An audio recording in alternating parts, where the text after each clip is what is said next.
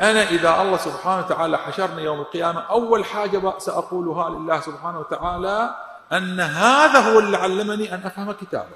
أنا استوقفني شيخنا حينما أهديت الكتاب وأيضا وضعت في الإهداء للأستاذ السيد صحيح. كما آية الله العظمى السيد محمد تقي المدرسي. صحيح. أبغى بس تعليقك كده سريعا. أولا يعني وضعت الإهداء في أول محاولة تفسيرية لأستاذنا السيد المدرسي حفظه الله، لأنه هو صاحب الفضل في توجه القرآن، لأنه هو صاحب الفضل في توجه القرآن. جميل. ومنه تعلمت الاهتمام بالقرآن، هذا واحد. والشيء الثاني منه تعلمت فنون التفسير الآيات المباركة أيضا. وأيضا ما كان مجرد تعليم نظري وإنما هم تعليم عملي، لأنه تعليمه للقرآن كان بنحو تربوي. عشنا معاه في المكتب الثقافي 4 سنوات ونصف، هذا غير الفترات السابقة اللي كنا نتابعه مع بعض المشايخ.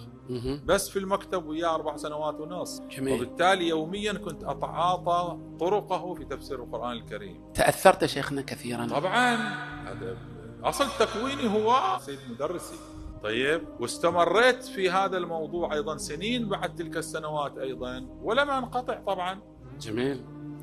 فهو صاحب الفضل الأول والأكبر علي في الاهتمام القرآني، يعني بلا كلام. ولهذا كان لابد أن أسجل شكري وامتناني صراحة هذه لفتة للأستاذ في أول محاولة تفسيرية. جميل. أصلا أنا قلت كلمة أخرى أيضا، أنا إله السيد نفسه قلت له مرة، قلت له هنيئا لك سيدنا اللي أولا توفقت وكتبت تفسير كامل من هدى القرآن.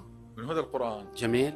وثانيا أوجدت مدرسة قرآنية تخرج منها عدد لا بأس به من وها هم يكتبون في تفسير القرآن أيضا. ومجموعة منهم يكتبون تفاسير في القرآن الكريم.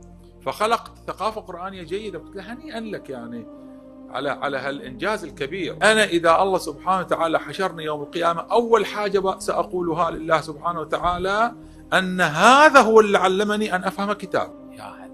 إيه، لأنه هو اللي علمنا الكتاب، علمنا كتاب كلام الله. هذا أول كلمة لابد أن أقر بها يوم القيامة، أن هذا اللي علمني كتابك. زين، فلهذا كان لابد أن أكتبها في حياتي الدنيا يعني.